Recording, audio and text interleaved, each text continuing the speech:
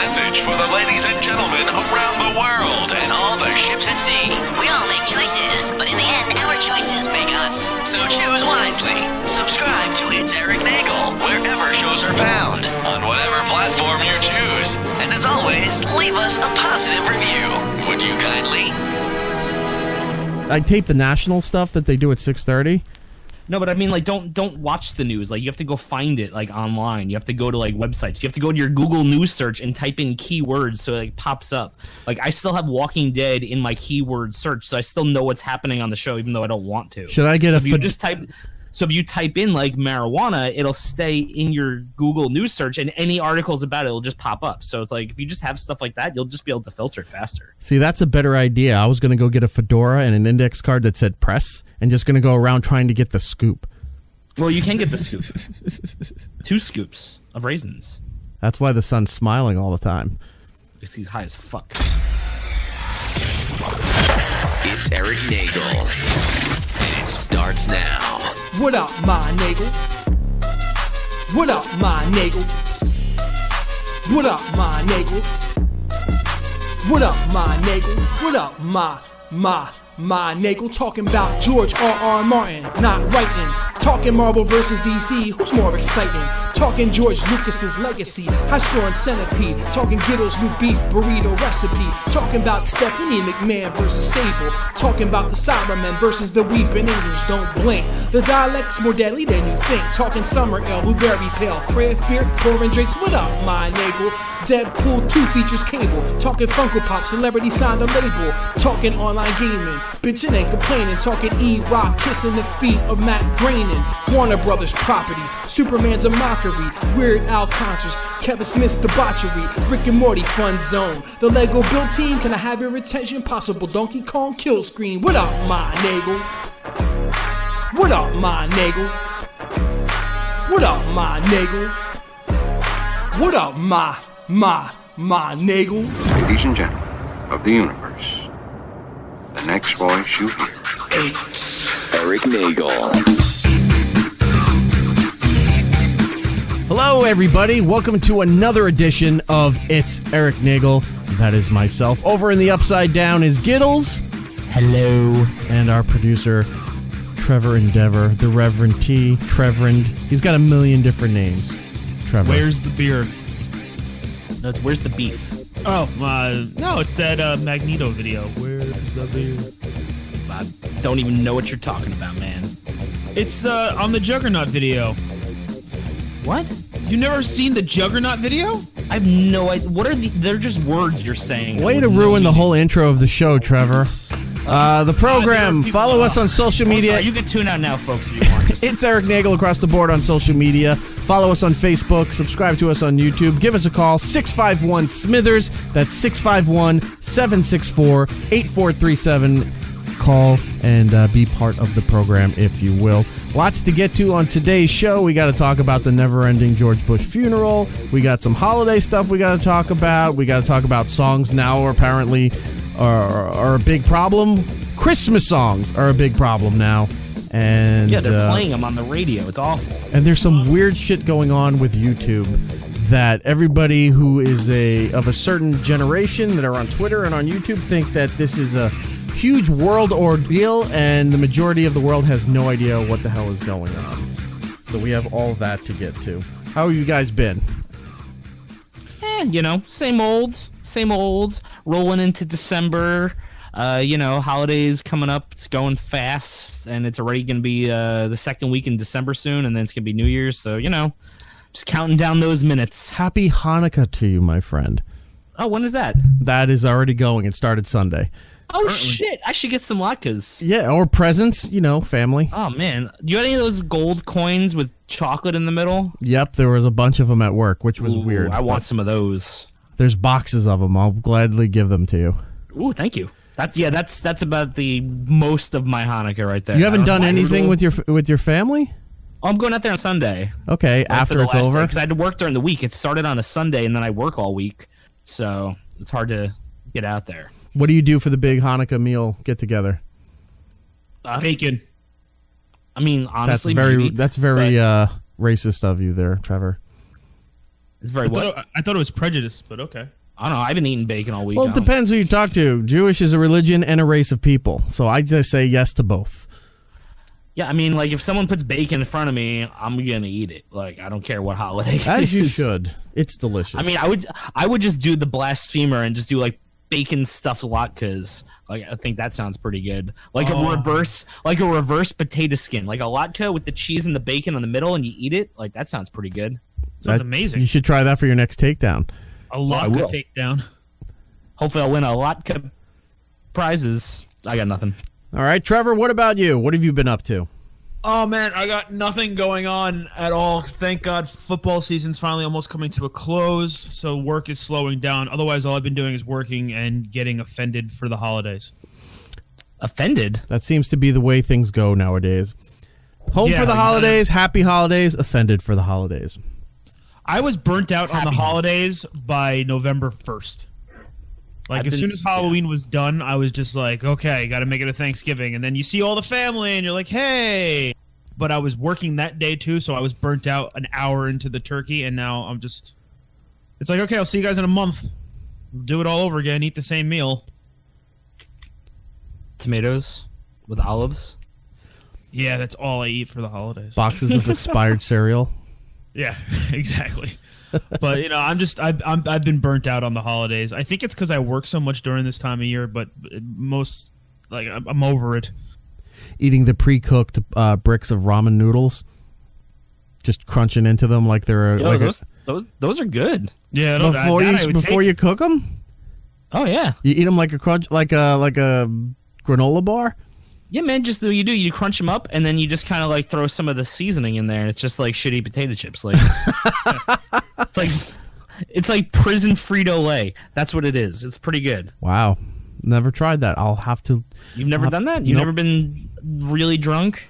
No. I've had a cup of soups, but I've never eaten all this shit. You just start throwing it in your mouth, and then you wake up with regrets. No, never did that. No. I would make the cup of soup, and half the time I would leave it in the microwave, and then the next morning I'm like, oh, apparently I made a cup of soup. Got to eat it. That's when you wake up the next day and you're like, you want to see a cool magic trick? Cup of soup, and then you open the microwave, like, ta-da! How do you do that? It's got a plant growing in it because I haven't opened the microwave in a week.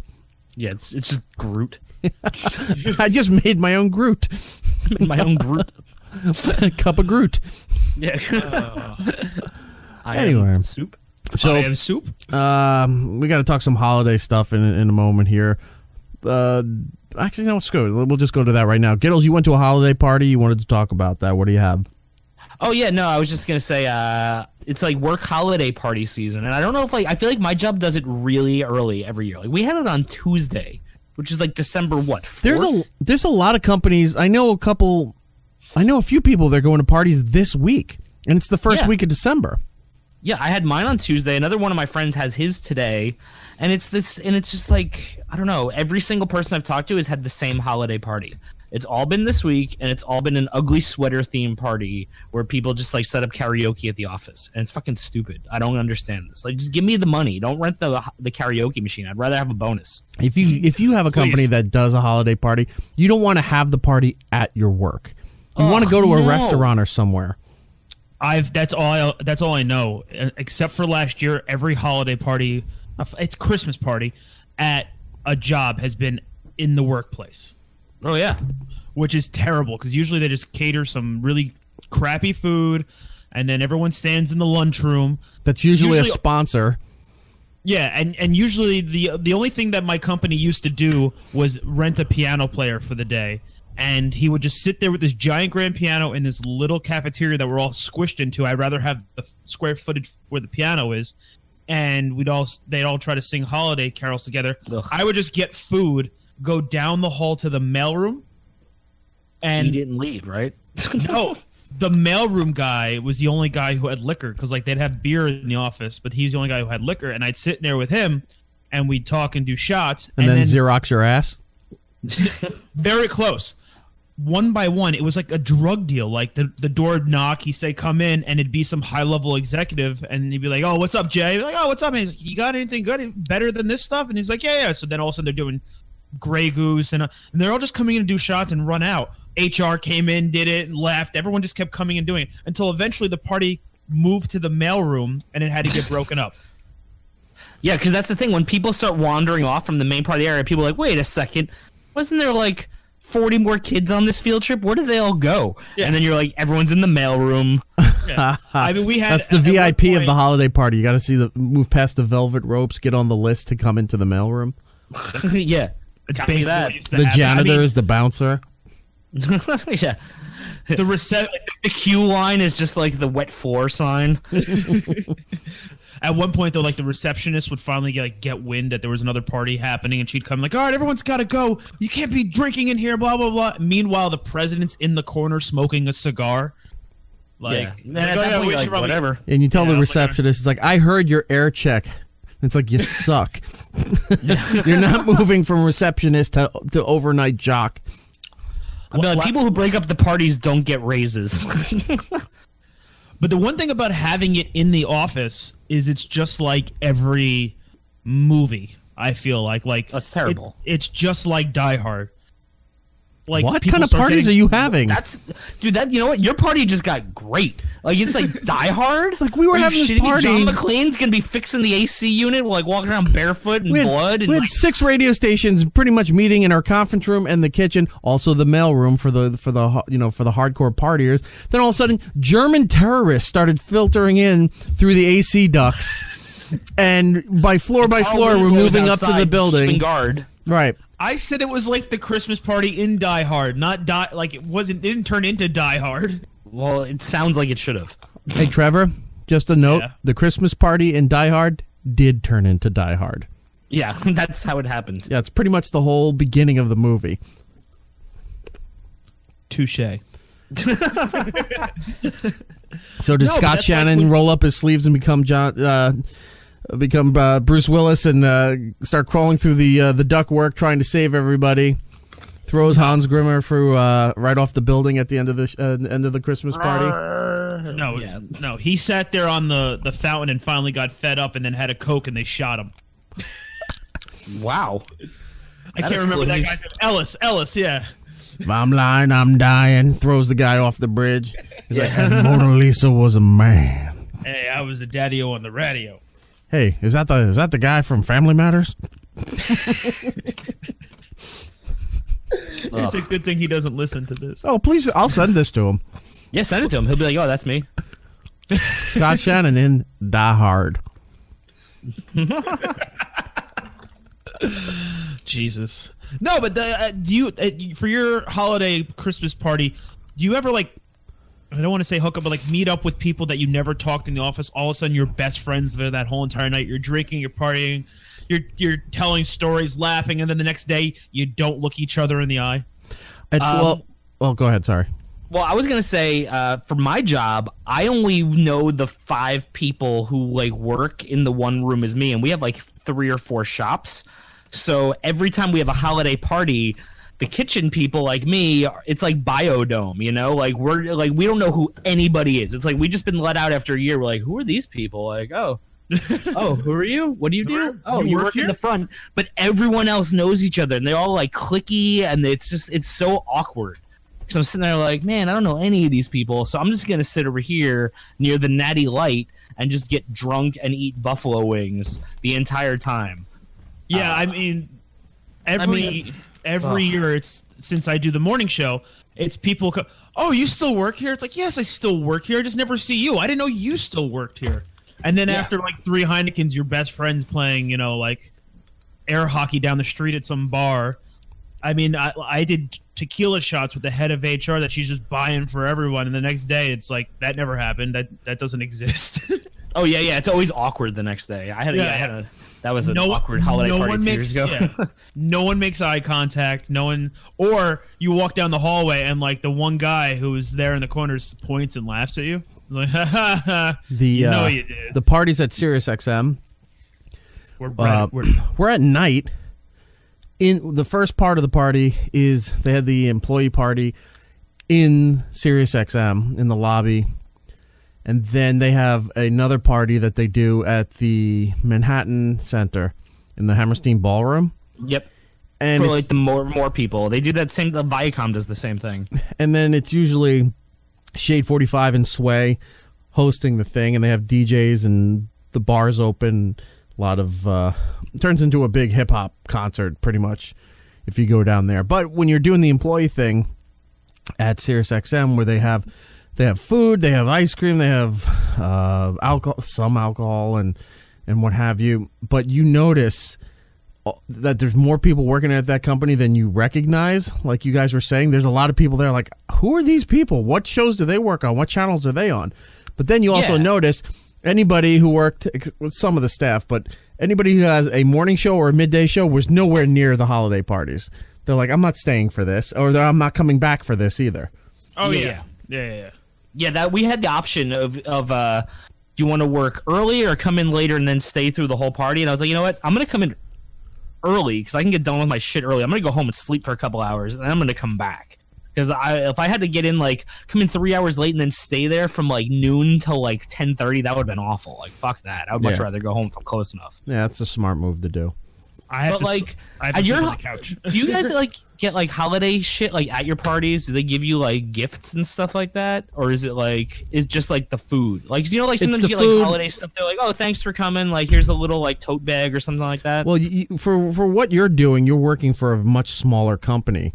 When I was at Sirius and what Trevor's doing now, we work for corporations. So they pay for the food, they pay for, the beer, the dessert stuff, but that was it. They don't give you bonuses, they don't give you Christmas presents, they don't do any of that stuff. Oh yeah, I mean, I didn't get any of that either. I just stole the chicken wings when we were done because they were going to throw them out. So that was my bonus. But I was talking to a friend. I was talking to a friend today about like holiday bonuses, and I think my friend got the worst holiday bonus I've ever heard of. A $50 gift certificate to the store she works at. Whoa. Like, how awful is that as a gift? And she can't use her employee discount? Is the store she works at part of a corporation? No.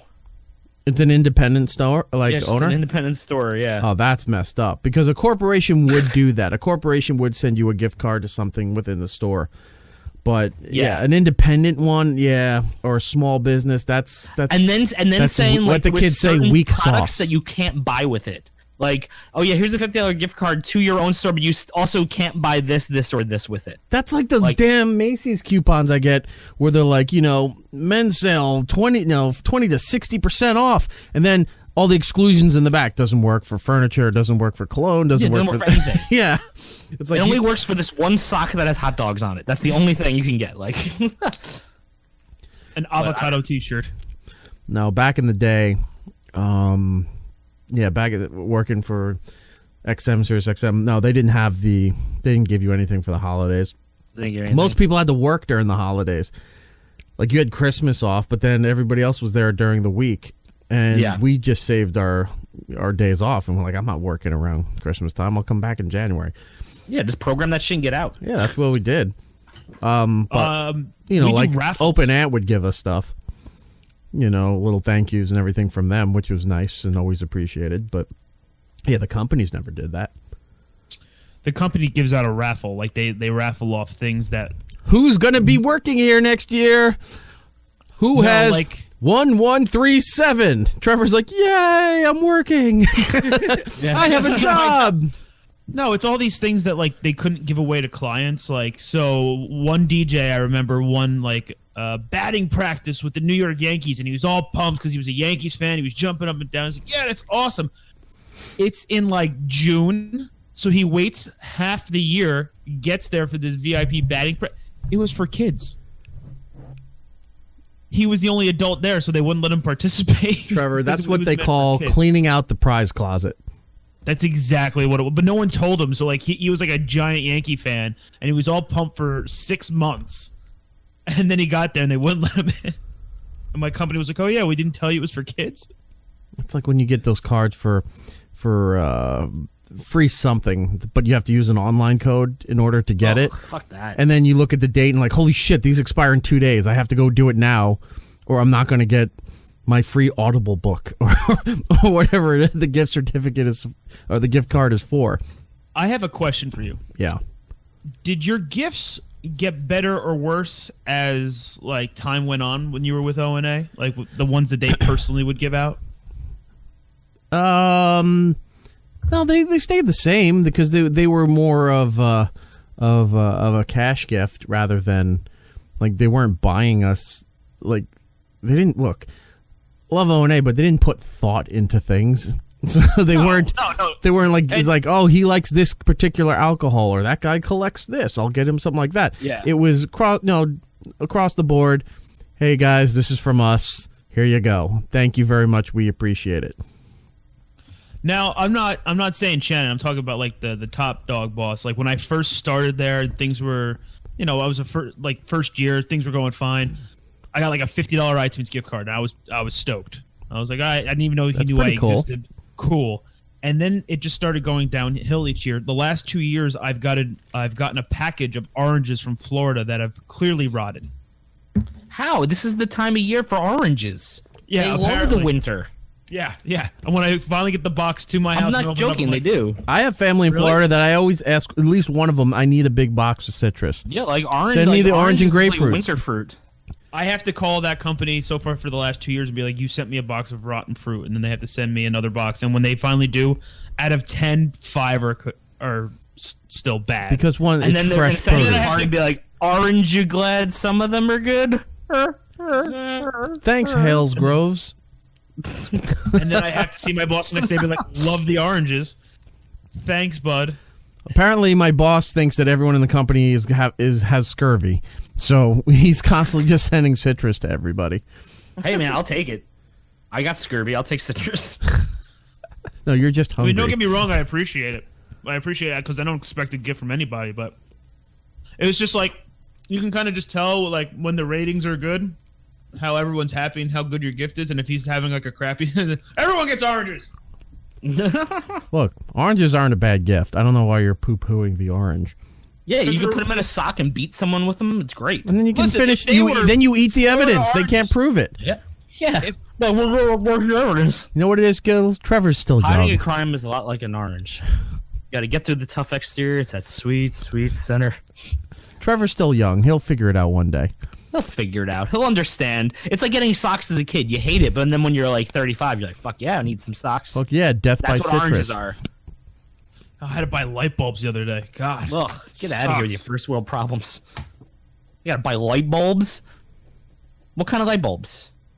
Oh, it was like a floodlight for the outside. Do you have floods? No. Do you have Flood by They Might Be Giants? Really? Nobody knows that album? Okay. No. Moving on. Flood sand along in a floody park. Flood. Is that the song? No. Isn't there? Flood had Particle Man and what was the other big song on there? Constantinople. Yes, Istanbul, not Constantinople.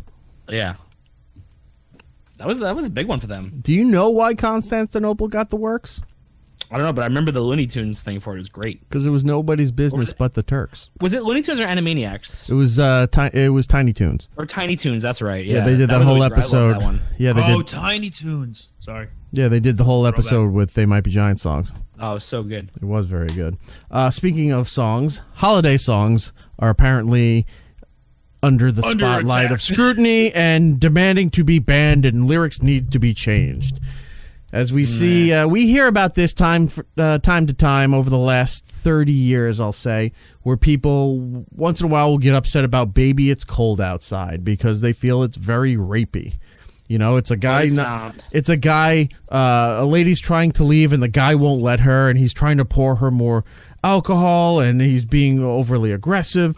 So, again, it came up this year, and a bigger stink than normal, thanks to social media and just the climate of human beings nowadays. And there's this one girl who recorded a video and redid all the lyrics for "Baby, It's Cold Outside," and it just turns the guy singing the duet with her into a total cuck because she's like, "I really can't stay," and he's like, "Baby, I'm fine with that," and you're like, "Oh, you just demasculating the guy." When it's not like he's forcing her to stay here, like the South Park exaggeration with Bill Cosby and Taylor Swift, Yeah. It's not like that, but they're sitting there. It's like, no, it's all appropriate. You got to be concerned for her feelings and her well-being and her safety, and it's just a horrible version, which I'll play a little bit for you right now. I really can't stay. Baby, I'm fine with that. I've got to go away. Baby, I'm cool with that. This evening has been hoping you get home so safe. very nice. I'm glad you had a real good time. My mother will start to worry. Call her so she knows that you're coming. And father will be pacing the floor. Better get your car home. So really I'd better scurry. Take your time. Should I use the front or back door? Which one are you pulling towards? The neighbors might think that you're a real nice girl. Say, what is this drink? Pomegranate LaCroix. I wish I knew how. Maybe I'll help you to out. break this spell. I don't know what you're talking about. I ought to say no, no, no, you sir. You reserve the right to say no. At least I'm gonna say that I tried. You reserve the right to say no. I really can't stay. Well, you don't have to. But it's cold outside. Oof. It's really horrible. And then I decided, like, you know what? I'm going to look up the history of this song because it's about 60, 70 years old. Yeah, and it's not anything what people think it is. And thank you. So I was like, so let's look into the root. And you know how I know that? Because I saw. I'll tell you after. All right, so I'm looking into the root of all this, and I go, this song's about 7 years old, and we've heard rumblings about it roughly since like the end of the 80s. But why now all of a sudden? Because the climate is so temperate for outrage and disgust and all these things, that now is the time to, and they're not just not play the song, they want the song banned off radio, banned from being played anywhere because it's a horrific song. When you say they, who do you mean? Twitter. Ahead, say it. Twitter and social media. Because the thing is, and I will tell you this, as a very liberal and progressive person, not a single one of my friends gives a fuck or even talks about it. The only people I see talking about it are people on Facebook who are saying, look how stupid these liberals are. Right. Those are the only people I see talking about it. And the people I see talking about it that are liberals are people who are actually defending the song.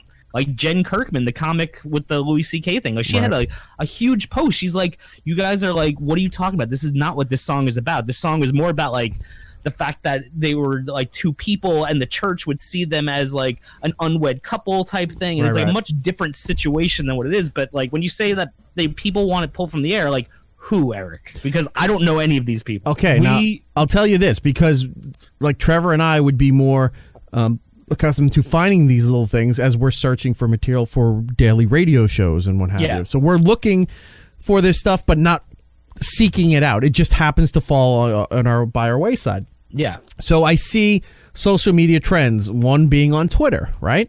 So I go down the rabbit hole a little bit of seeing the reactions to the headline and what have you. Then I see some links to stuff, so I start reading some posts. Some Facebook posts, some are on, blog sites, whatever, reading about this. Now, wasn't thinking, again, this happens, all the time, but I wasn't thinking too much about it until I started to see a lot of local news affiliates around the country picking this up as a legitimate story. So now this takes it to another tier, because when you're saying nobody I know is outraged by this, fair, but there's also an aspect of social media that apparently is, and they're doing it just to generate, my opinion is they're doing it to generate attention and false outrage, that these local affiliates need to fill these news broadcasts and started picking this up as a story. So once it started hitting the news feeds, very minor story, but it was hitting the legitimate news feeds, then I'm like, all right, well, now it's open for discussion here.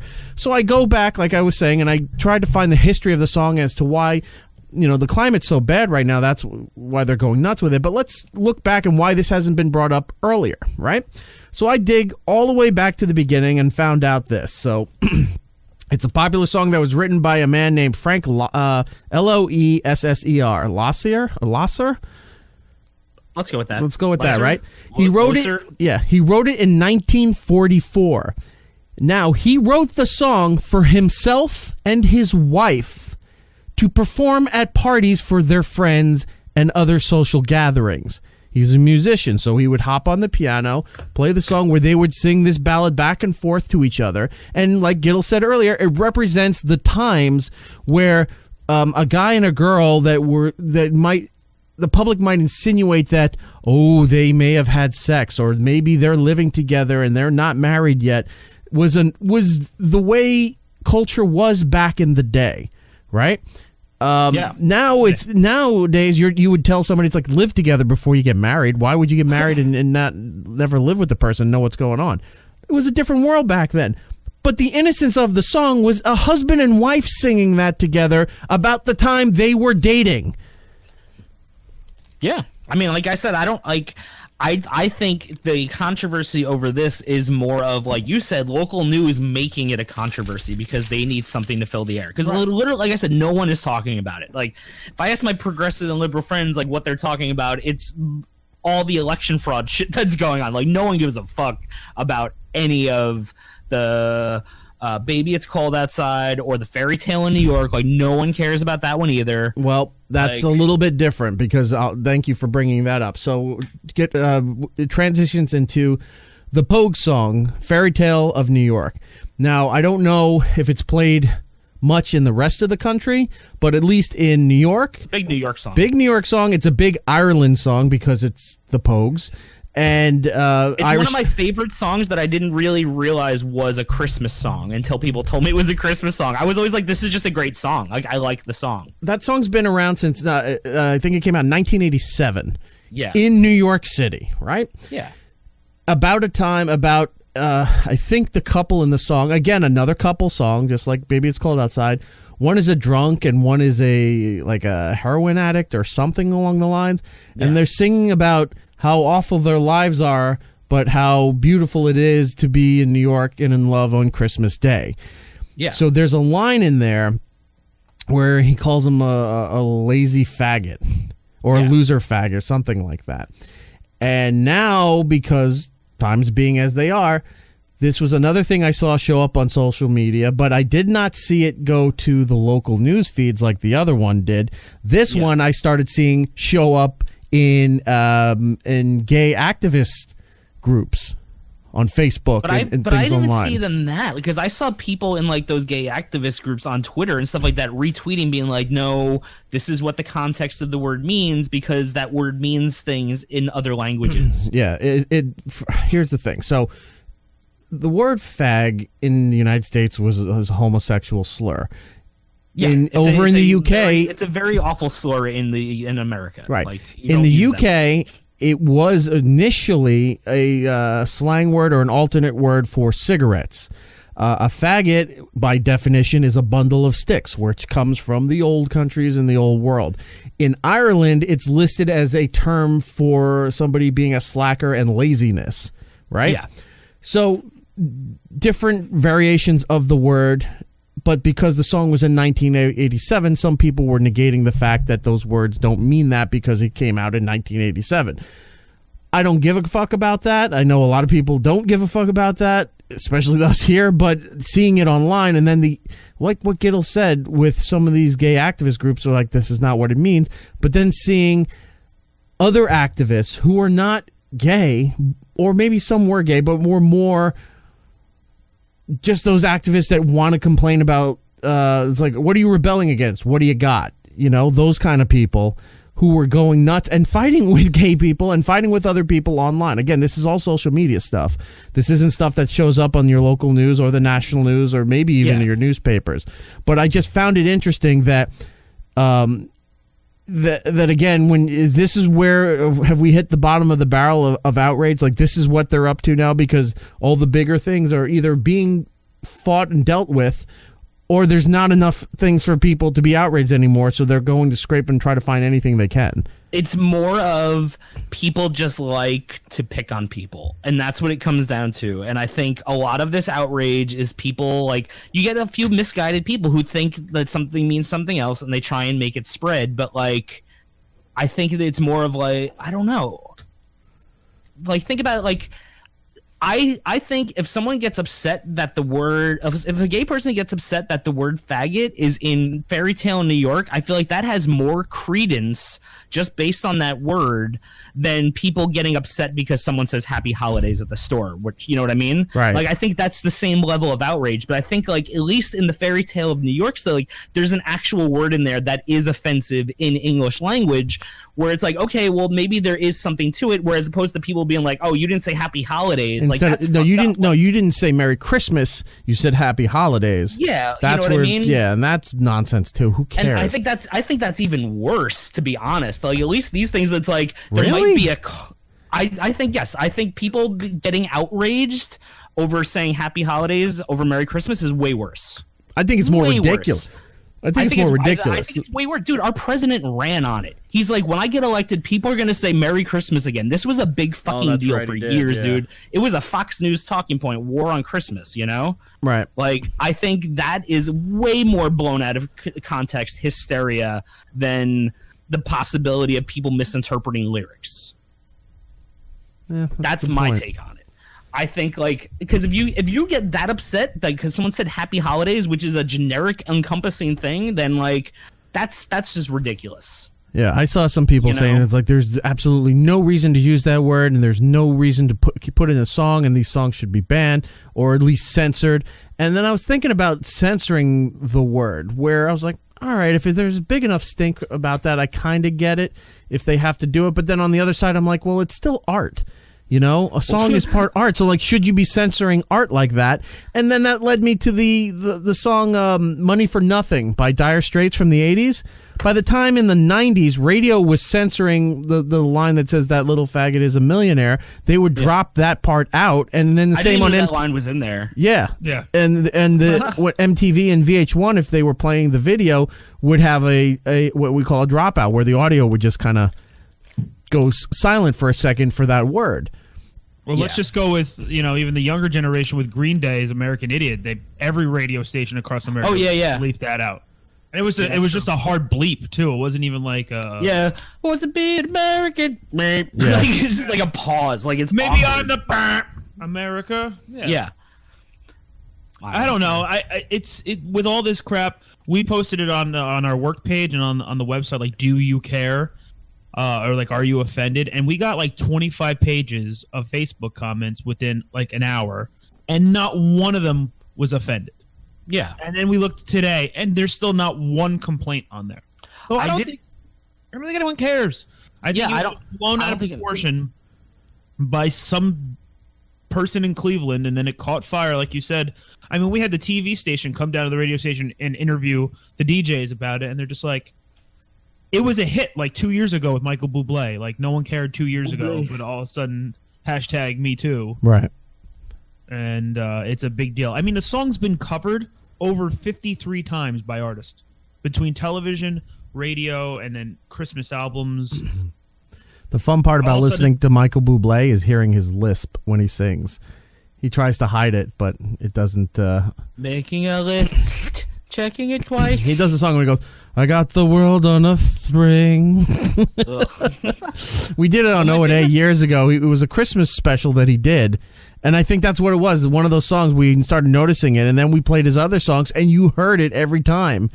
Like, unless you were aware of it, you don't hear it. But the second you do, now you hear every song. You're like, I can't not hear that anymore. Yeah, it's like when you hear a lyric wrong, like, hey, and there's a bathroom on the right. Like, instead of Bad Moon, like, you hear the song, it's always just that lyric now. Like, it always is. Yeah. Yeah. I thought it was kind of interesting. I was at a bodega on Tuesday getting a coffee, and they were listening to the radio. Actually, no, it was probably yesterday. Wednesday? Yeah. So they were listening to the radio, and there was a whole conversation on in the morning about Baby It's Cold. And I'm listening to him, and like the host is just talking about it, and he's just like, I don't understand what's with these people these days. It's like, you ever hear rap music? Oh God, you were listening to my show. What do you think about the radio station in Cleveland that has banned the song "Baby It's Cold Outside"?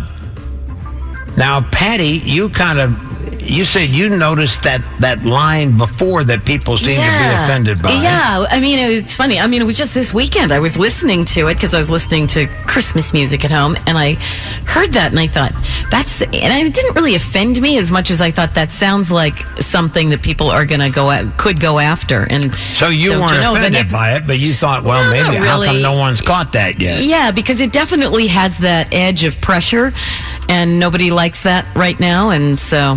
You know what everybody, I won't say everybody, but a whole bunch of people mention that the rappers and the fact that they can say anything they want. Unbelievable stuff. The stuff that they said, funny how many rappers can degrade women and use vile language. Nobody blinks an eye. I was upset. I remember Rihanna put out a song some years back when my daughter, in particular, was pretty young and was listening to it, and it was, about asking a guy basically to kind of restrain her. I mean, I'm not going to go into what it said, but I remember it really made me mad because I thought that's not the message I want my child to get. So you're going to target a song like this, but nobody's asking questions about songs like that? I don't know. That's kind of tough for me. In fairness, too, it's not just rap songs. It's a lot of music, a lot of rock music. There's a lot of music that is, has a lot of harsh language in it. I can't find one person who's offended by that. I'm trying to find some opposing positions. This isn't about attacking other music. It's about saying, let's just take a breath. Well, let's step back. But they have a good point, though. They're not really attacking. They're saying, I get you. How come it's okay to do that music? Right, but it's not okay. No one cares if you play that. Yeah. Shit. He's like, did you ever hear the words they put out? Yeah. So Scott was complaining about the rap music? Yeah. We don't play the rap music. I was like, who is this guy? Yeah, I'm not gonna lie. It was just too funny, and he was just like, the only reason Scott Shannon. I was like, oh, Trevor. The only reason why he brought that up, and he's right, is like 90% of the problem is, why do people have a problem with Baby It's Cold Outside now after so long, when some of the top songs on the Billboard charts are talking about hoes and drugs and all that stuff. Yeah. But it's okay to literally about talking about like slapping bitches and, just tell me Scott Shannon said slapping bitches. I kind of just blacked out during this whole conversation. Oh, dude, it was too funny. I was laughing so hard. I wanted to text Trevor right away and be like, yo, I heard your show like just now. What day was this? This was yesterday, I believe. All right. Because I was going into work late because of we were allowed to start late because of the holiday party the night before. And that's why I caught it. And I don't even listen to the radio. I was just trying to get my coffee, and I heard this conversation. Yeah, but I'm going to send that bodega some stickers, so make sure. Yeah, dude, if you want to. They're a great bodega. They got $1.50 for a large coffee. It's pretty good. There you go. Well, transitioning from Baby It's Cold Outside to baby shower parties, Trevor went to a party, and apparently it did not go as planned. Okay, that's baby showers. Should the male have to go? No. I did not know this question. Absolutely not. So, maybe I figured, I always thought, the bridal shower, obviously, the groom doesn't go to that. But baby shower, I figured, the husband or the baby daddy had to be... It's really only for the expecting mom and her friends and family. It depends. Yeah, I feel like the dude is if I had a kid, I'm not going to that. Ooh. So I said to my buddy, I said, well, what are you doing during your baby shower? He goes, I'm just going to go down the street to a bar. As you should. Until it's over. Your job as the father of the child that's yet to be born is you drive the mother to the baby shower, you leave. You come back, you load the car up with whatever gifts that she got, and you take her home. You do not stay at the baby shower. And also, an amendment, you don't do the gender reveal parties either. We'll get at that in a little bit. Continue, Trevor. My friend had one at a bar. It was great. We all got drunk. His wife was drunk. We were drunk. Oh, man, it was so good. I mean, it was like the baby was already born baby shower, but it was good. Oh, yeah, Jesus Christ. I just pictured a 9-month-old lady drinking. Well, why a 9-month-old lady drinking? 9-month pregnant. Think about that. Sorry. I can't. Anyway, so I said... That could be a show title. 9-month-old lady. Think about it. Sounds really gross. Everyone's gonna see the hashtag Me Too. So I said, I'll go hang out, but like, I'll go hang out with you while it's going down, so you don't have to sit by yourself. Next thing I know, it's 5 of us. Like basically the whole band went, and we sat at a bar. And what we didn't think about was the baby shower was like 5 hours long. By the way, do most baby showers have a full out DJ? No. Yeah, this one had a full out DJ. It sounds like a Sweet 16.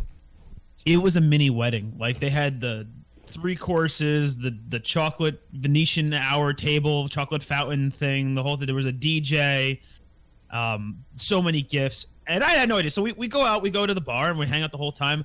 And the next thing, my buddy goes, the baby shower's about 10, we got to go. So I'm like, all right, cool. And I think that I'm going like just at the end, like the tail end. He's going to walk and say hi. I'm going to see the woman, pick her up, and go home. So we all go with him, just just say hi, and then we think that's it. Like we all left our cars at the venue. There were still 45 minutes to go. He just wanted to get back early and didn't tell us. So we all walk in. I'm wearing like a Pantera t-shirt, and like I said, everyone's in like dresses and dress to the nines. A DJ's playing. There's chocolate. It's like a real fancy place. I'm just out of sorts, and I'm hammered because I've been at a bar for 5 hours.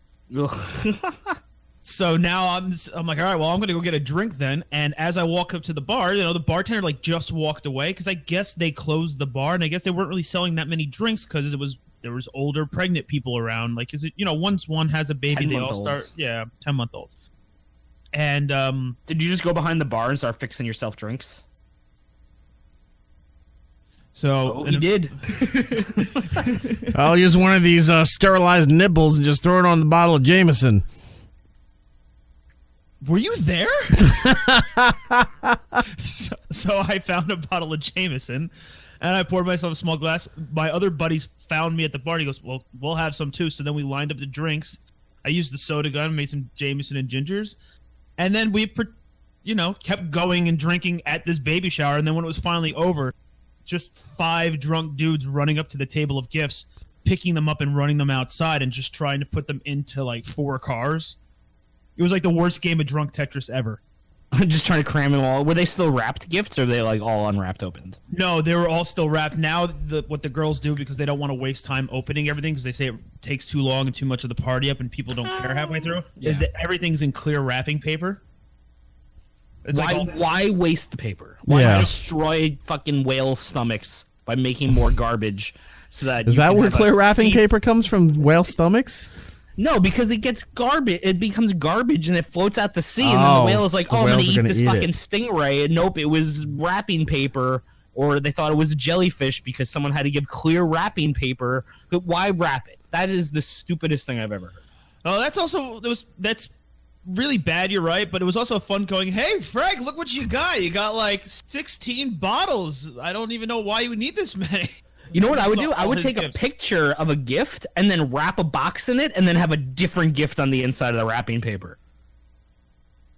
So, like, take a picture of a TV, wrap the box in it, and then when they open up, they're like, oh, wait, that wasn't clear wrapping paper. This isn't a TV. You know what I mean? Like, just play the game. Fool them. Too much work? I would just get a TV box and put different things in it and then wrap the TV box. No. You're thinking logically. You got to do this, like, Looney Tunes style, like ordering this shit from Acme. Like, that's how you got to do this. You open it up, and as you pull out, it's like, oh my god, we got a new one of those air fryers. You open up the box, and it's a lit bomb. Yeah, exactly. And just says, yikes, boom, bridal shower over. And Trevor's standing there all covered in black soot, and his mouth's over back of his head. He's got to spin it around to the front of his face. I don't know. He's like, this means war. Yeah, so it was my first duck baby season, shower. Trevor season, baby season, baby season. Continue, Trevor. That's how it ended. I woke up with next a bomb day. exploding. It ended like a 60s Batman episode. Adam West was there. Luckily, I had this anti-baby shower spray to save the day. They find the bomb and then they go, oh, and then credits. Yeah, instead of running down the street with the bomb, he's just got all the gifts. Will Trevor make it back next week? Find out, kids. Same bat time, same bat chat. Oh, he didn't make it. Show's canceled. You didn't make it. Well, he didn't make it. He killed our boy. Well, that's fun. At least it wasn't a gender reveal party. I know Gittles just said he went to one that was everybody was drunk, but dude, I'm mad about those. I hate those things. In fact, they first started coming out, I wanted one so badly, and they're so ruined now. Why did you want one? They're dumb to begin with, and they started that fire out in one of the fires out in Arizona. Yeah, $80 million. I get it, but still, I like That's an expensive baby. I like to. Yeah, the guy has to pay that back too. That girl's. That kill yourself, dude. He found out. He found out it's a girl. He's gonna have to pay for a wedding, college, a new car, and now $80 million in wildfires. Sell the girl, Arizona. Sell the girl, and then just try to put a dent in that damage.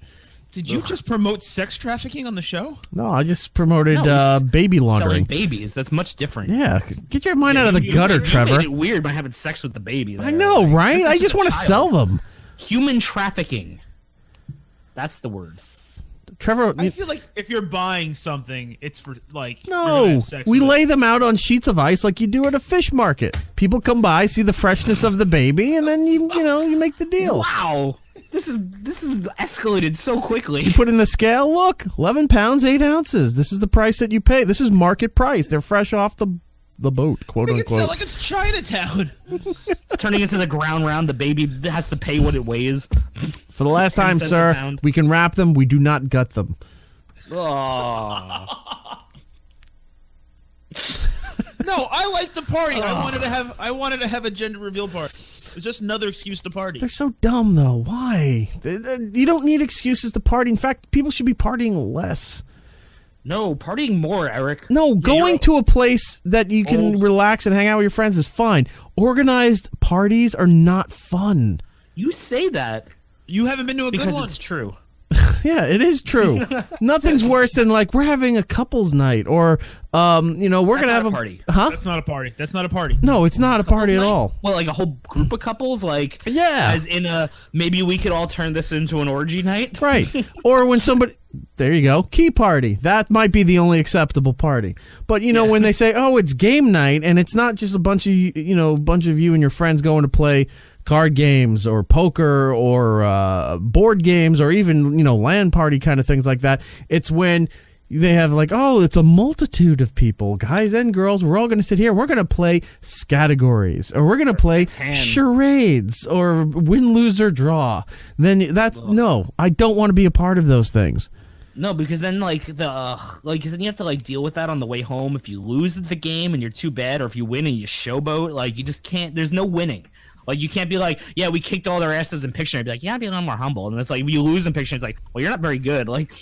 God damn it, Cheryl. You just had to throw a 7. Just had to throw a 7. We would have won. Guess who's not going to enjoy the car ride home, Cheryl? Yeah. Me. Don. Game night. Don, now go get in your she shed. Don, I don't think we should let her go home with him to stay out of a jam. Scene missing. It's like The Simpsons. What happened? All I know is it was a very tense moment. They both got in the car. As the car was driving away, I'm hearing, baby, it's cold outside. There was no good happening in that household. It's dignity. And they never played Boggle again. Yeah. Suddenly, they moved in the middle of the night. We don't know where they went. See, you know what I would do if I had a couple's game night or something like that? The first night I did it would just be balls out. All right, here's some characters I made for D&D. You're all level 17. We're gonna fight some demons, and you're gonna have to come up with some backstory. One of you guys is already half dead. You have to say that. I would just really go balls out. I would be wearing full gear, have a battle axe, be like, "Welcome to game night." Be like, "Oh." And the one guy goes, we're playing Candyland. I will get Gumdrop Mountain. I rolled a 12. What board game are we playing? I don't see any board games. I go into the kitchen, all of a sudden a laundry basket lands on someone's head. It's like, you're playing live action Mousetrap in your own house? I caught you. And better watch out, the bathtub's about to fall. You're my possession. Now Jill is dead. Then there's when you come over for game night, I'm just turning all the lights off and handing out Nerf guns. Dude, that sounds like a great fucking game night. Can you do that right now? Imagine back in the day in college, we had one friend who used to work security at the building at the radio station. and I also had a key to the radio station. Yeah. So we would just go there, and we just went one day, Toys R Us, got like 20 Nerf guns, got like 20 people, and all the professors' offices, we just kind of like cracked the doors open, and we went in the cubicles and just played full-out war with Nerf guns. It was amazing. That is a game night. Great. And then I have Trevor Nerf guns met all over the girls. place here. They're hiding just in case. The what? You never know. I said I have Nerf guns all over my room. Like they're literally like hiding. They are a lot of fun. Do you like the arrows, or do you like the ones that shoot the ping pong ball size?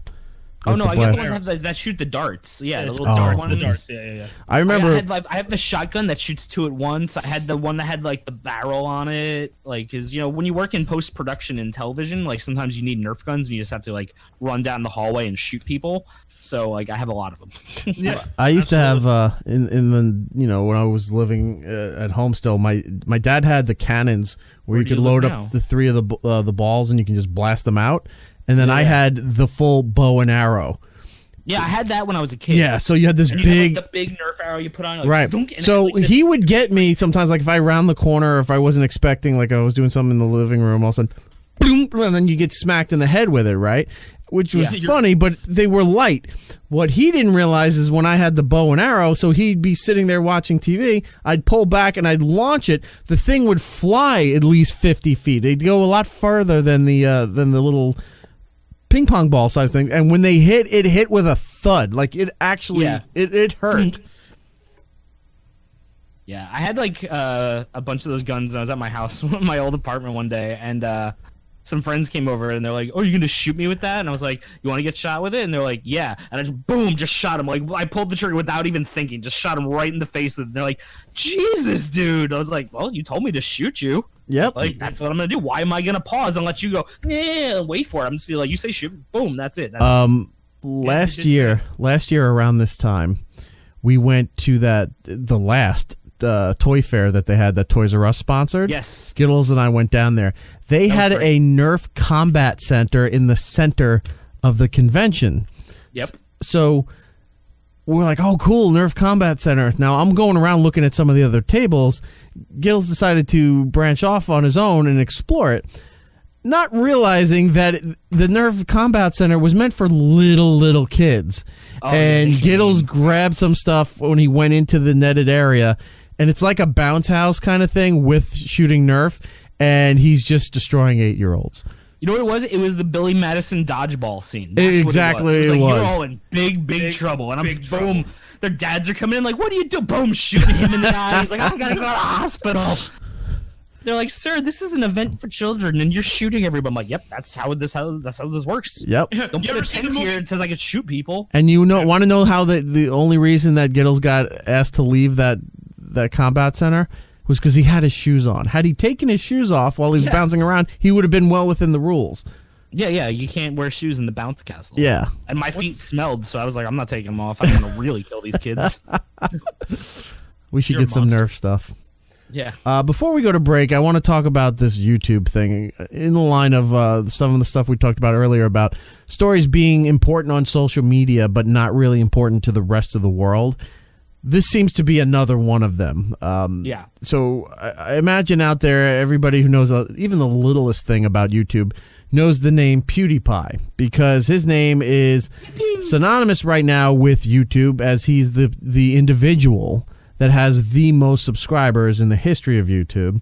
And he also has a lot of ads and stuff that show up depending on which videos you watch, things that tie into him and to his little mini empire that he built for himself will show up. So PewDiePie, again, is individual YouTuber. He's not with a company. He's not with a corporation. Any of that stuff. He's his own thing, like David S. Pumpkins. And he's is he Norway or Sweden? He's one of those areas, right? I think he's like Swedish. Yeah, I think he's Swedish. Swedish. So he's been the number one subscribed YouTuber since 2013, which is quite a feat. That's 5 years. Now there's this company coming out of India called T-Series, and all they seem to be doing is flooding their channel with a lot of mostly India-based content, which, for those of you who don't know, and I don't know how you don't know, India is one of the biggest countries population-wise on the planet, like billions of people. Yeah, there's a lot of people in India. And the Hindu culture, very vast. So they're adding a lot of this stuff to their channel, and within a year, they were around 30-something million, and within a year, they've jumped almost double that. And they're pretty much breathing down the neck of this PewDiePie guy. And they're doing all they can as a company with, endless resources and ability to reach out to multiple continents with their advertising that's not even on YouTube, is pushing hard to try to become the biggest property on YouTube. Now, the fastest growing channel ever. Right. But they want to be the biggest too. And it's a corporation that's doing this. Now, the big hullabaloo is a lot of these YouTubers who have millions of subscribers and vast fan bases are all siding and supporting PewDiePie because it's almost like Ready Player One. They don't want a corporation being the biggest entity on YouTube.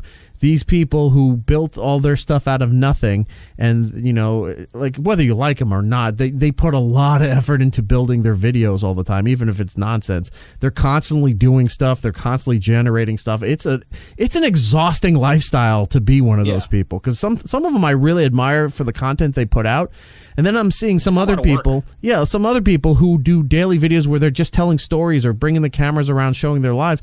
I'm like, you're constantly having to generate another video. Like, it's not like, this video's coming out this week and we'll wait till next week. Some of these people are doing daily. Some of these people are doing, every other day. Multiple daily easily. Right. So it's exhausting. And my hat goes off to a lot of them. That's an old-timey term. For doing all this stuff. So a lot of these independent YouTubers are will be fixed this afternoon. Are rallying. Good one. Are rallying together to support PewDiePie and try to get a lot of their subscribers to subscribe to PewDiePie to keep what they feel is an important precedence that he remains, one, he's an independent guy, and two, that an individual has it rather than a corporation. Now, I sent this story out to Trevor and to Giddles, and it was met with different reactions because I said, I don't care if you give a shit about these guys or not, just read the story, look at the videos. And Giddles is really disgusted with all of these people because PewDiePie has had some history in the past where he's been guilty of that thing with Fiverr, where he had those guys make racist remarks against Jewish people, and then he claimed he didn't know. And then there was other things where people were saying he's portraying being a Nazi and what have you. There's just a lot of controversy surrounding the guy. So while this whole also the fact that he shouldn't make that much money to just play fucking video games for 9-year-olds to watch. Fuck that guy. Well, that's just, more power to him for doing that, at least. I mean, if you could do that for a living, I'm sure everybody would jump on it for making, $30 million a year like he's doing. But anyway, so while all this is going on, a lot of PewDiePie's fan base were attacking the T-Series people, saying pretty horrific racial stuff against Hindus and Indians. And PewDiePie's been down the... What? I was just about, how is PewDiePie not like a corporation at this point? If he's making like $30 million a year, is he not his own corporation? He's his own little company. Himself? He doesn't have a whole team. He doesn't have a whole PewDiePie company right now. From what he said, he has a couple of people that do help him out. But he bought some office space or whatever and built his own thing. So he has his own thing, but he's not like a company per se. He's this tiny little thing. He's not a big corporation like this T-Series multimedia platform company is. So anyway, so his fan base was saying some horrific stuff to these people, and PewDiePie's been down this road having to deal with defending himself against racial attacks and not racial attacks, racial comments and things that he's allegedly said and done, or some things that he's actually said and done.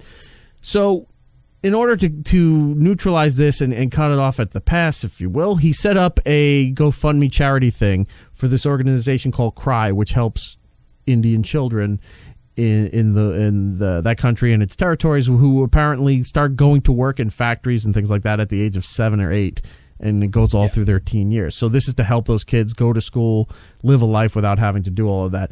So he wanted to raise some ridiculous amount of money, but he got more than half of it within a day. So he's taking this nonsense battle because the guy's got to be smart enough to pull a lot of this shit off. You can say he's dumb with his commentary and his content, but he's smart enough to know this business model better than other people and know how to pull this off. By setting up that charity fund, he brought in so much money, which is sort of balancing out all the awfulness that his fan base was doing. And he knows that this doesn't mean anything. It's just a superficial title to have the most subscribers on there.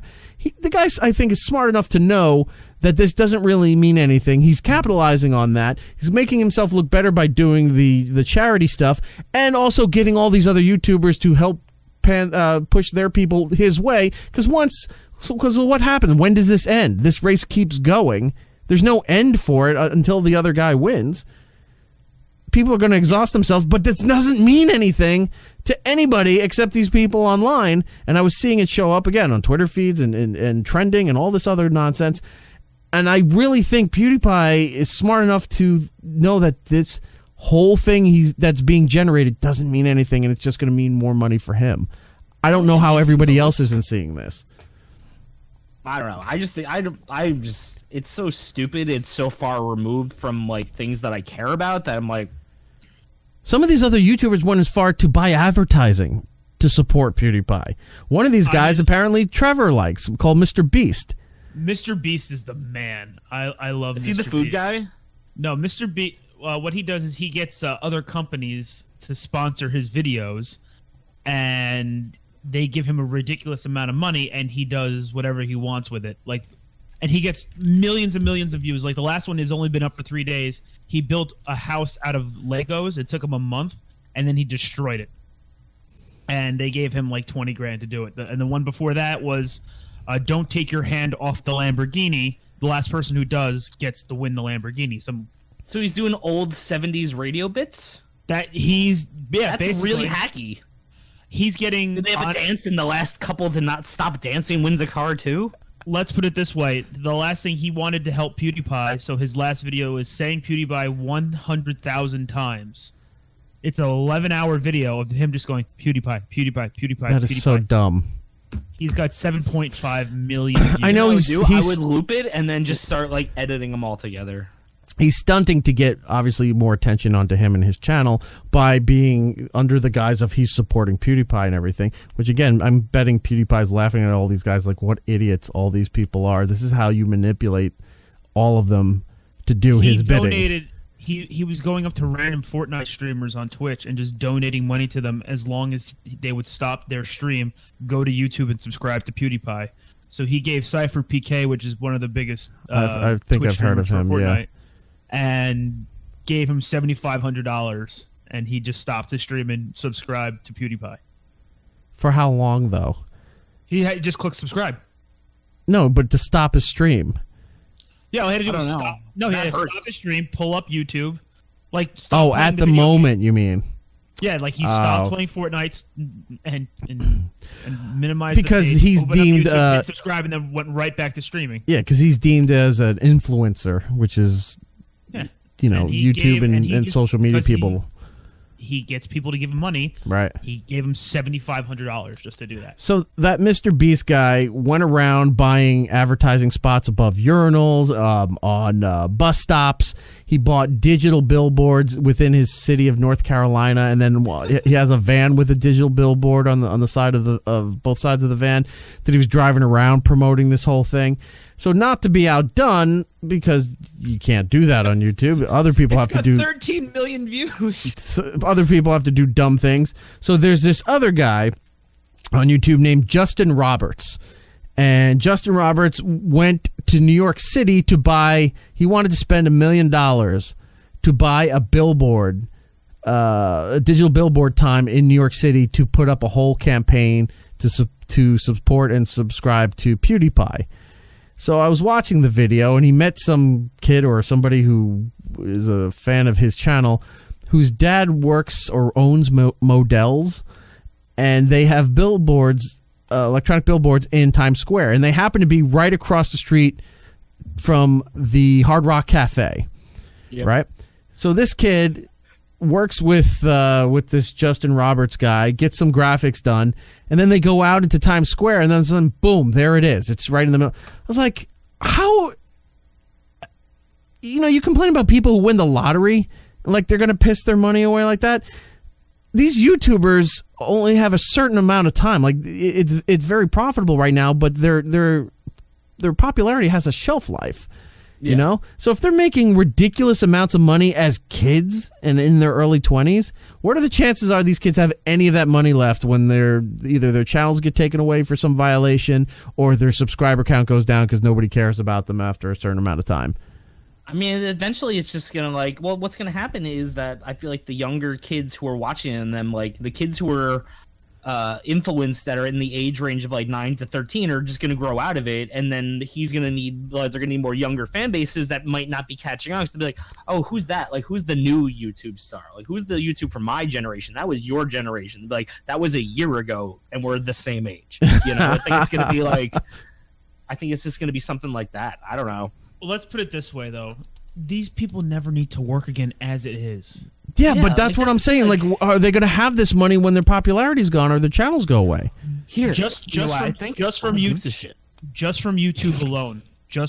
alone, none of the merch that they sell, nothing like that. PewDiePie in 2018 made $15.5 million. Yeah, Logan Paul got his channel suspended for half the year. He made 14.5. Like, it doesn't matter if it's sustainable. I mean, it could be if they just keep working on it and keep evolving. These people are set as long as they don't fuck up. Well, that's the thing. Is I would much rather watch YouTube videos of them after they lost all their money and people are following them around. I would watch those videos. That's like a Black Mirror episode. That sounds okay. Yeah, that sounds okay. I don't want to watch them now. Remember the episode? What's the episode where the lady wakes up, she doesn't know where she was, and they're chasing her around? Bear. Huh? White Bear. White Bear, right. So she's chasing around. I mean, I don't want to give the twist away if you haven't seen it, but you see the twist at the end as to why these people are running around, taping her, and nobody's helping her while she's being chased. Yeah. And, but take the twist out of the story and just put that onto these YouTubers where when they're done and, they live their life on camera and then they're done for whatever reason. They're retired, their channels were taken away, whatever, the popularity goes away. And then now wherever they go, they set the precedence that they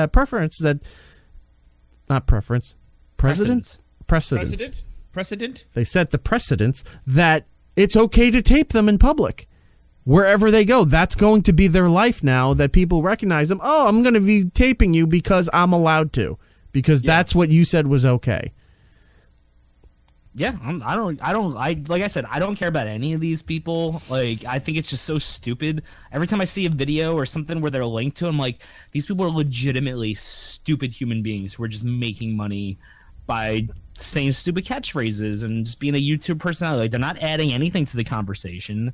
Like, I don't know. I just don't give a shit about these YouTube personalities. I kind of like this feature. I like that. Bringing up stories that apparently are a big deal to some people that really aren't a big deal to everybody else. It's not a big deal. Like, it's just not a big deal. Like, no one cares. Like, if I asked, any of my friends, be like, oh, what do you think about Logan Paul? They'd be like, is that, I heard he was an optometrist. His dad tried to run for president. Be like, no, that's Ron Paul, not Logan Paul. Like, you know what I mean? Like, people have no idea who it is. The guy from Crocodile Dundee? No, that's Crocodile. No, that's Paul Hogan. See, Paul Hulk Hogan. That'd be a great. Paul Hulk Hogan. Yep. You call them muscles? This is muscles. But at the same time, I 100% care about this. Like, I want to be these people. Why? I want, because I have the same kind of creative content in mind. I guess I drank the corporate Kool-Aid and I don't put all my life's energy into it like they do. Dude, the guy who made the most amount of money just on YouTube alone this year, $22 million, is a 7-year-old who plays with Legos and tells his mom what toys are fun. Yeah, but do you think that kid's going to see a dime of that money? Those parents are spending that money as fast as they get it. I mean, who knows? Well, not everyone's an asshole. Yeah, they are. Maybe he's got like a Webster thing and he's actually like 21 and he looks like he's like... No, he's 7. Like, these aren't all gamers, man. Some of these, like this one's just a dude who dresses like a chick who does makeup all the time. $18 million. All he does makeup all day.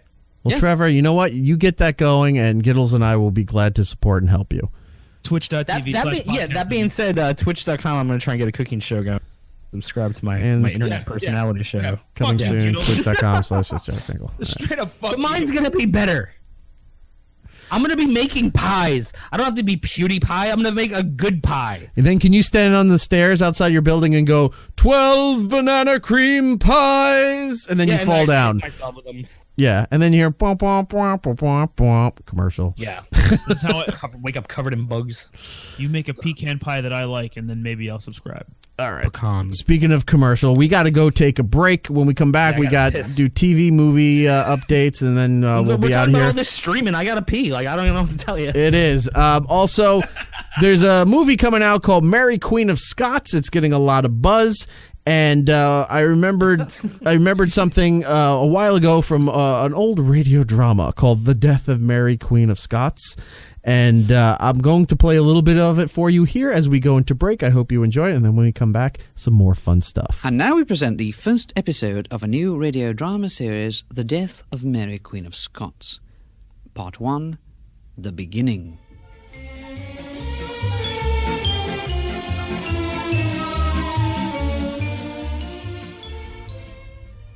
You are Mary Queen of Scots? I am.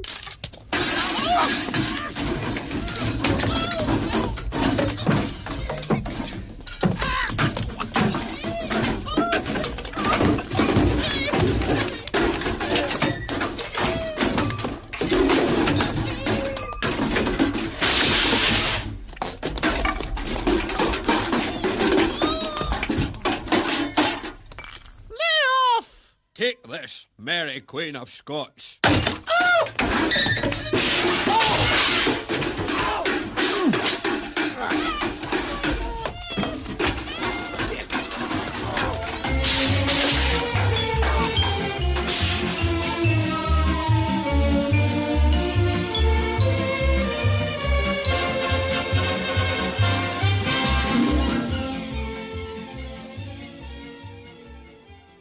Episode 2 of The Death of Mary Queen of Scots can be heard almost immediately.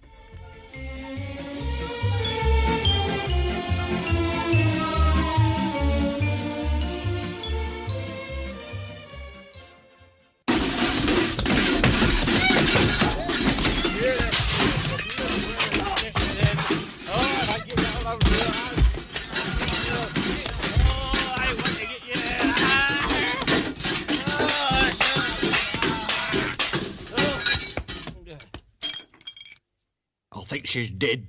No, I'm not.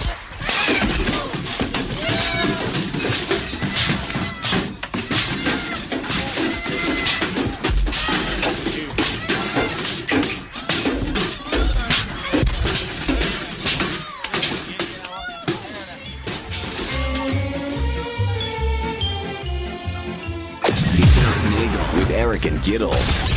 More next. It's Erik Nagel. Follow the show on Twitter, Instagram, Snapchat, YouTube, and Facebook at It's Erik Nagel.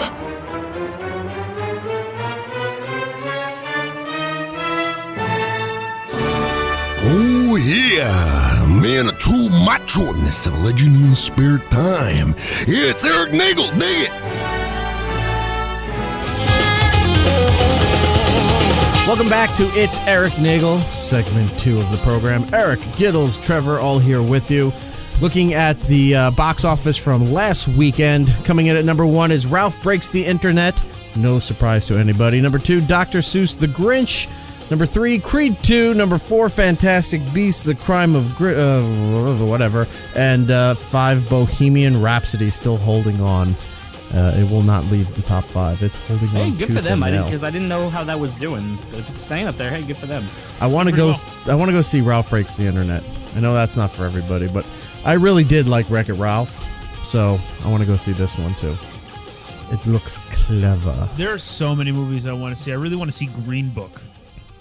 What is that? I heard that's good. Viggo Mortensen and Malaysia. That's not how you say it. He's got a name with 18 letters in it. A black guy who plays piano and then needs to travel through the South, and Viggo Mortensen becomes his it's a reverse Driving Miss Daisy. Okay, but it's based on true story. But it's based on true story. But it's supposed to be really good. Yeah, I heard it's good. I don't know if I'm gonna see it. Green Room is on Netflix, and I recommend everyone see that. What is Green Room? Green Room is an action thriller about a punk band that is on tour in the Pacific Northwest, and they need to make money for a gig, so they take this gig off the woods and the beaten path, and it turns out that they have to play a gig for a neo-Nazi party. And while they're in the green room of the neo-Nazi party getting ready to play the show that half the band doesn't want to play, they witness a murder. And so now the Nazis are trying to kill them while they're stuck in this room and they can't get out. And Patrick Stewart is the head Nazi. What? Wow. Yeah, dude. I kind of want to see this. That was the twist right there. It's one of Anton Yelchin's last movies. Like the guy who died, the actor who got pinned by the car in his driveway. And this is on Netflix, you said? Yeah, it's on Netflix, dude. It is so fucking intense. Like, it is a white knuckle. Like, you will be gripping the edge of your seat the whole movie. Like, extreme gore and violence. Like, extreme. Like, just people getting gutted. Like, just machetes. People getting shot in the face. Like, it's nuts, but it's really good. Wow. All right, I'll have to put that on my list to check out. Yeah, Green Room. It's not like Green Book. It's way different, but it's good. Some movies that are coming out this weekend, they're re-releasing Schindler's List for the end of Hanukkah. I saw a news piece with... That's a weird release for the end of Hanukkah. Well, I saw a news piece with Steven Spielberg. That's weird. It is. Well, that's when it's coming out, at the end of Hanukkah. Happy holidays. Here, what do you guys got? We got a snowman movie. What do you guys got? We got this Holocaust movie. Hey, remember when all the Jews died? Except he's 42? Like... Happy Hanukkah. Well, that's when it's coming out. That was 8 crazy nights. And I saw a news piece with Lester Holt and Steven Spielberg, because Lester was saying, why are you putting this out now? And Steven Spielberg was saying that he's like, the climate is so bad right now. And he goes, there's no better time to put this out to remind people about what happened and, you know, how anti-Semitism has gone up over the years. And he wanted to put this out there. I think they did some cleaning to it as far as like the digital touch-ups and stuff, because this was made in the mid-90s when he made that movie. It's probably mid-90s, probably like 95. They cleaned it up a little bit, did some enhancements with today's technology, and once again explained why it was shot in black and white and the relevance and the importance of it. And so I remember going to see that movie for school. Like, they took us on I think it was history class or something. They took us on a field trip to go see it in the theater. Yeah. Yeah, no, they played it. That's like a weird Hanukkah movie. I know, right? Yeah, but I could find an Adam Sandler show to throw on. Like, what the fuck? That's just the timing of it, I guess. I can't get over that. Yeah, that's just awesome. Also coming out, like we said, Mary Queen of Scots this weekend. That just sounds like an exclamation that British people say. Mary Queen of Scots. Is that like what it is? It was also a very famous Monty Python sketch. If you would have heard us going to break, you would have heard that's what we played instead of the movie trailer. No, I know that, but what I'm saying is it just sounds like an exclamation. Yeah, that was her name. It's the British version of Craigie. I don't know what Craigie is. Craigie! No, nothing? That's jam me thumb up his butthole. Yeah. I would have called it Chaz Wazzlers, but that's just me. Yes. December 12th, middle of the week, Once Upon a Deadpool is going to be out, which is the re-editing of Deadpool 2, but this time it involves Deadpool telling a story to a kidnapped Fred Savage. Yeah, that part's what makes it awesome. Is it going to be in theaters? Yeah, it's in theaters. They made it PG-13 and tried to make it into a kid's story on purpose. They cut around some of the big violent stuff and add new things into the movie. All right. Yeah, like Paul doesn't go through the wood chipper in this one. Like, I love the movie, so I'm curious to see what they do with Once Upon a Deadpool with the retelling of Deadpool 2 as a children's story. What you do if I sang out of tune? How much you want to bet that's in the movie? I bet you it opens with that. I bet you that's what he's singing as he's pulling the gag off of a kidnapped Fred Savage. Yeah, like it would be great if like they did like the Wonder Years type intro with the grainy footage, but it was him kidnapping Fred Savage. It has to be that. Like, I want that to happen. I'm gonna be disappointed if that doesn't happen. I liked how he's tied to the bed. I think that's really fun. I hope he also dresses like Winnie Cooper at some point as Deadpool Winnie Cooper. Like, I think that'd be great. Or if he dresses as what was his friend Paul, the guy with the glasses? Marilyn Manson. Yeah. It's not Marilyn Manson. That's a myth. But that's a deep cut. As far as movies go, that's what's coming out into the box office. Rental stuff. I didn't see this movie in the theater, and now that I happened to see it in the store the other day, I was like, oh, it's out. I'm going to go and rent it to watch at home. And I was initially intrigued by the story about where this came from. Are you just eating hot sauce packets? Who, me? No, Trevor. Did you just see him fucking Tommy Boy that hot sauce packet? Ew. No, that's Taco Bell sauce. He was having Taco Bell before the show.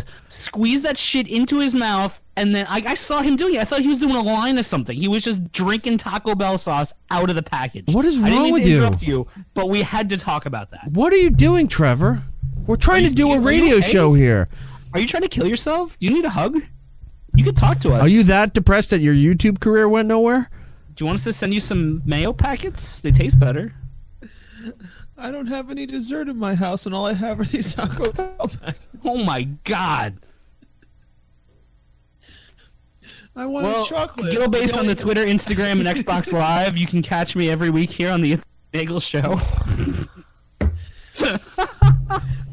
The only chocolate in my house is saved for Eric in the freezer, and it has pickles in it. What? You have pickled chocolate and not like.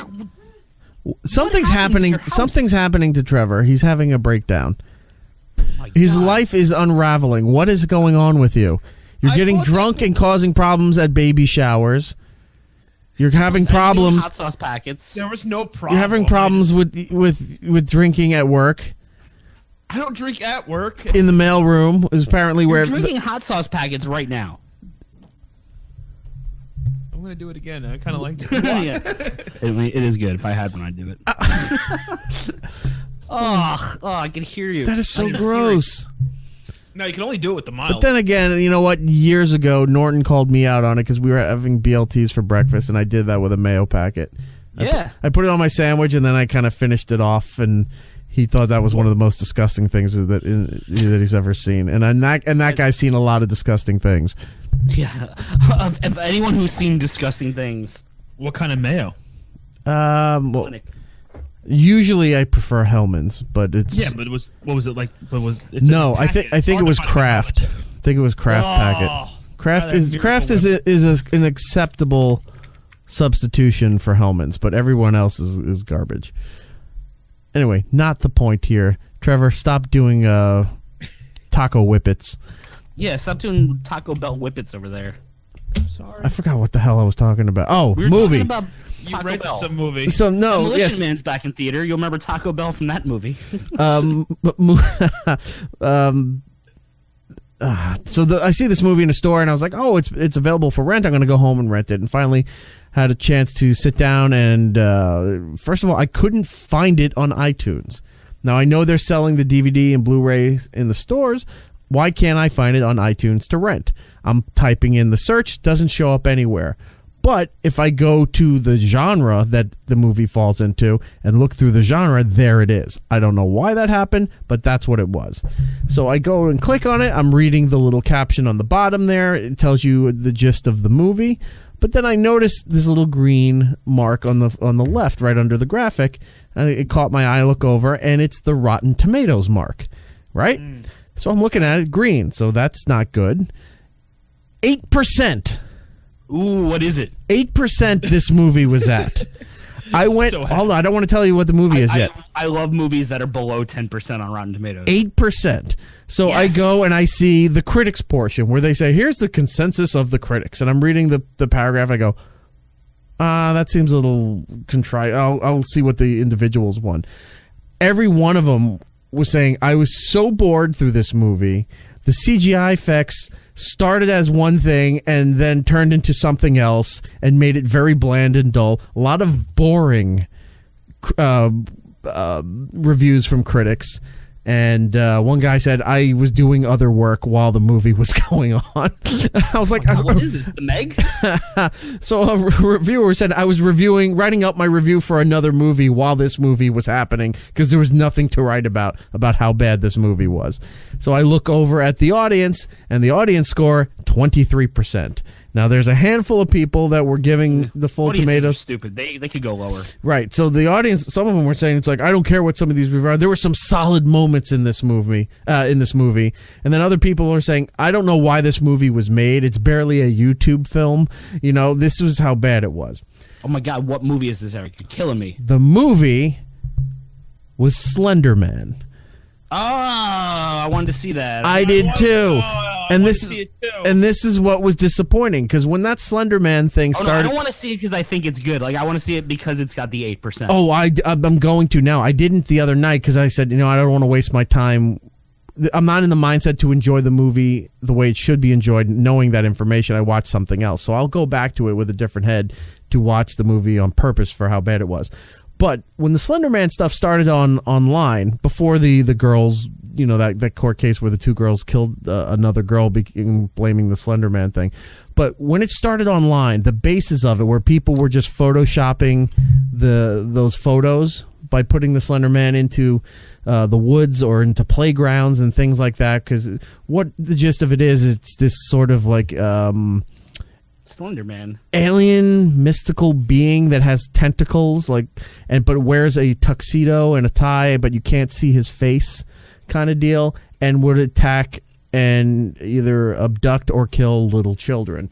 And it became a whole meme thing, a whole Photoshop thing online. Then people started making videos. Like, there's some good fake documentaries on Slender Man on YouTube to watch. Then these two girls took this stuff to heart, but as far as the excuse that they used, wound up killing another girl, saying that they were possessed or told to by the Slender Man.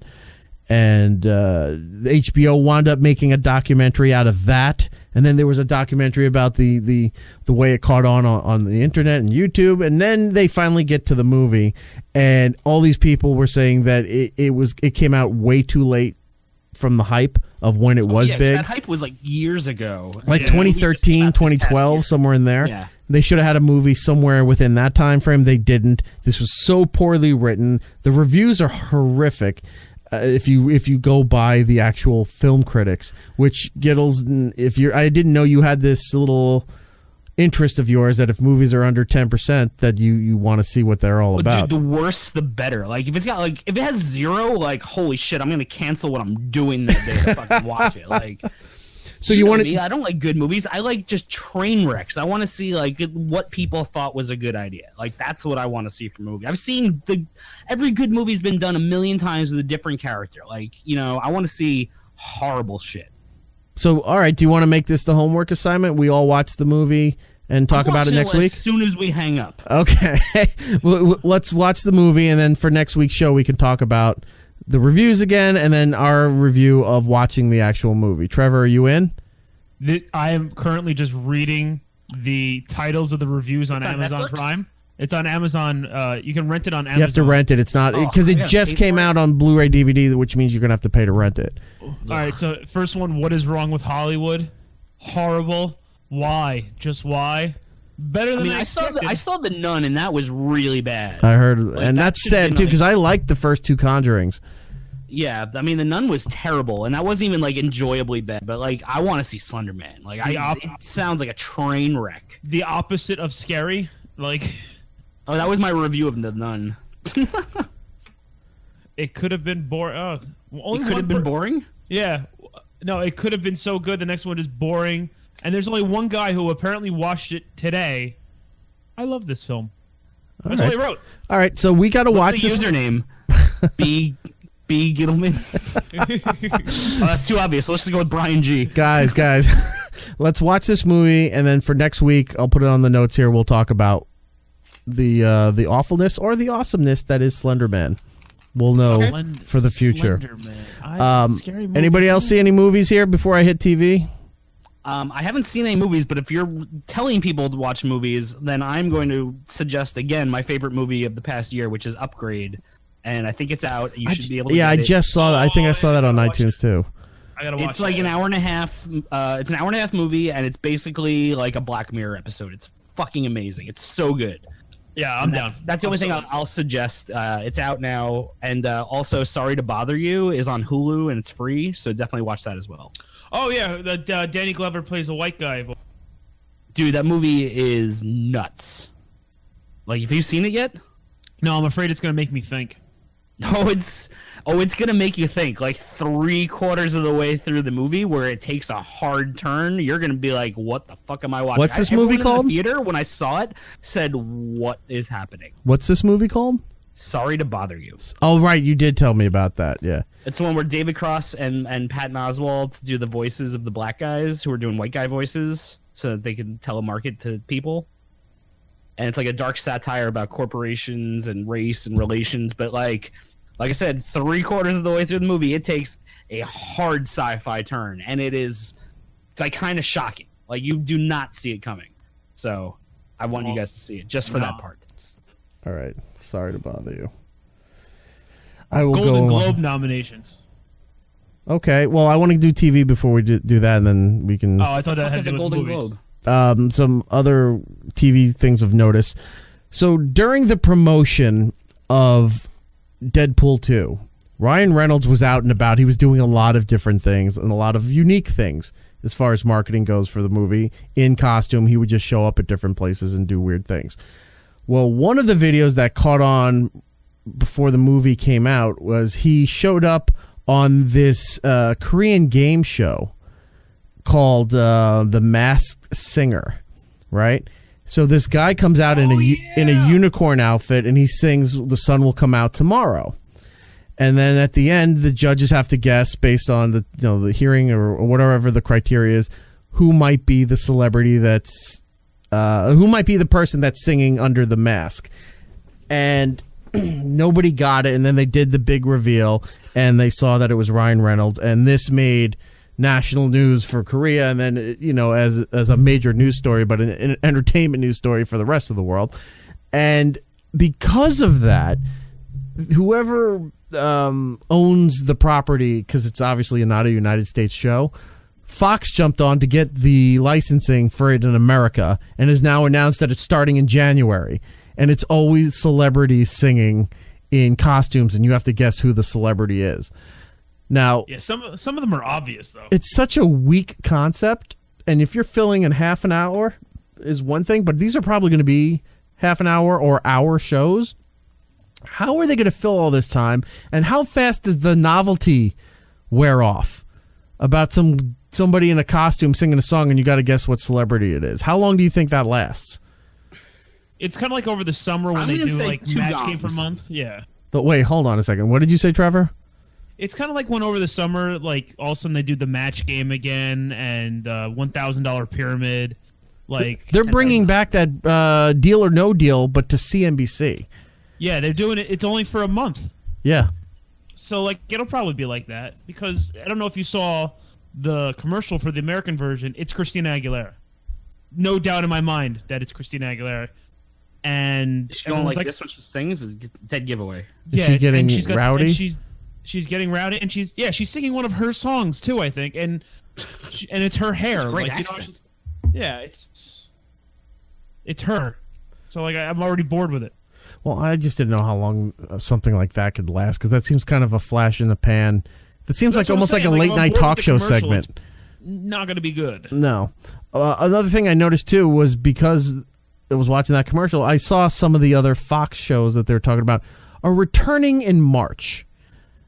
Now, not a lot of people are watching network television anymore, so the networks are taking a lot of risks and bold chances to try to get some audience from people who are watching basic cable, pay channels, streaming services. There's so much competition for the network, so they're doing all they can.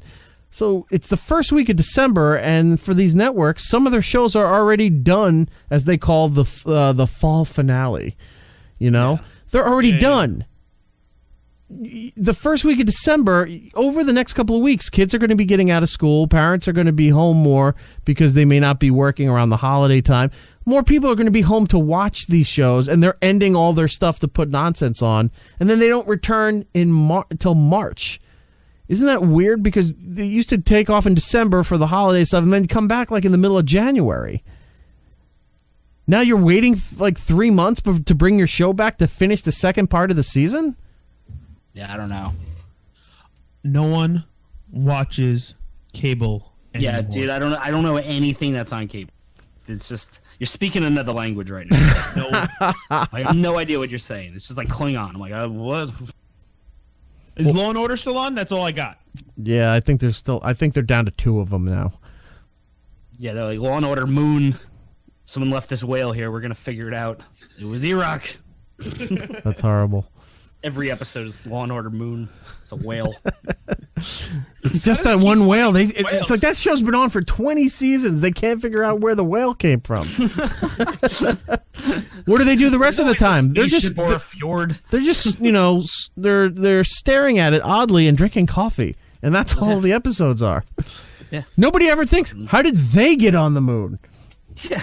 It's crazy, man. Don't fall down that wormhole. We ask those questions, but they won't address it because they don't want to give in to fan service. Yeah. Anything you recommend watching here, Trevor? On the TV? Yeah, on the TV. Hell's Kitchen. We're almost at the end of that. Yeah, I got to catch up. I missed the last 2 weeks. I'm not enjoying it this year. I think I like the last 2 weeks. The what? They've been off for the last 2 weeks. Well, then I missed the last 2 weeks because I have 2 episodes on my DVR that I haven't watched.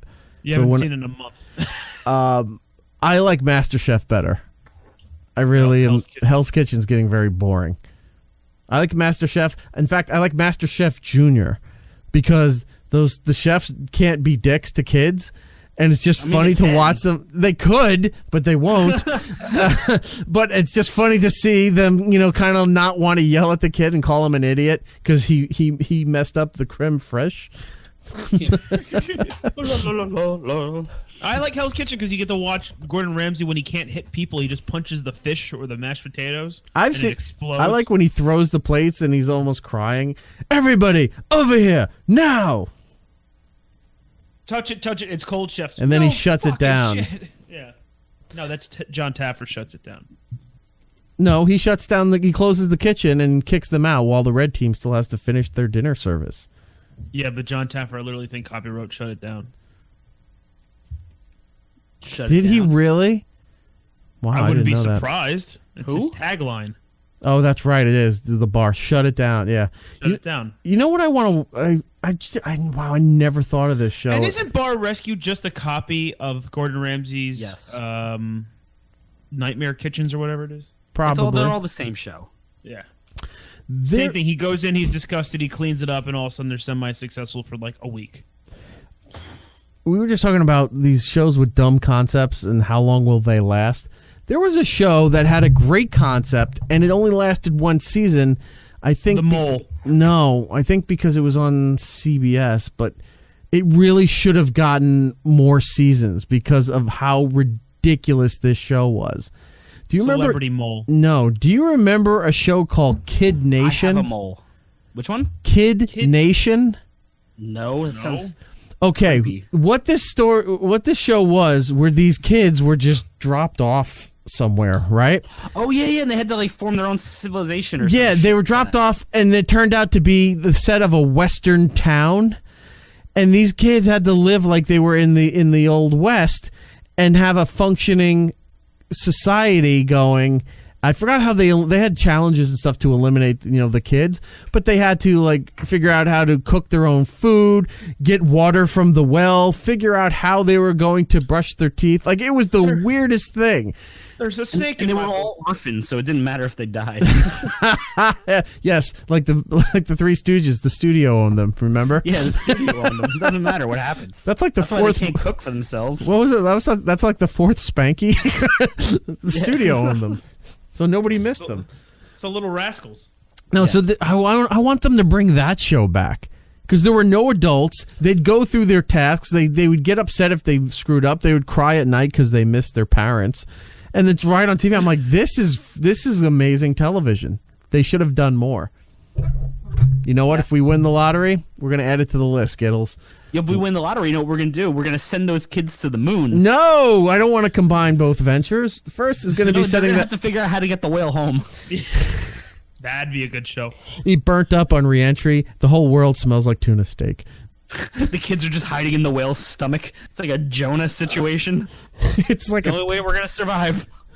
It's like a tom-tom. It's like that's the only way they're going to protect themselves from the elements. Yeah, make a right at the Verizon satellite and hope you don't die. You live in a whale. Yes, it is the moon, after all. But yeah, we're going to build our own network. We're going to launch the whale to the moon. I forgot what the other ones were. Send the Kid Nation to the moon. No, we're not sending Kid Nation to the moon, but we're going to bring back Kid Nation. Ugh, no, we're not. Yeah, we are. We're going to bring back Kid Nation. And we're going to take it up a level. There'll be no roofs. There'll just be walls. And they had to sleep under the sky like the Cowboys did. So it's basically Red Dead Kid Edition. Yeah. Kid Dead Redemption. There you go. Kid Dead. No, we got to take the dead out of it. No, we can't say Red Kid because that's a whole other problem. And that's how I got my groove back. Red Kid Redemption. Yeah. So Giddle based on the Twitter. Red Dead Redemption. Red Dead Redemption. No?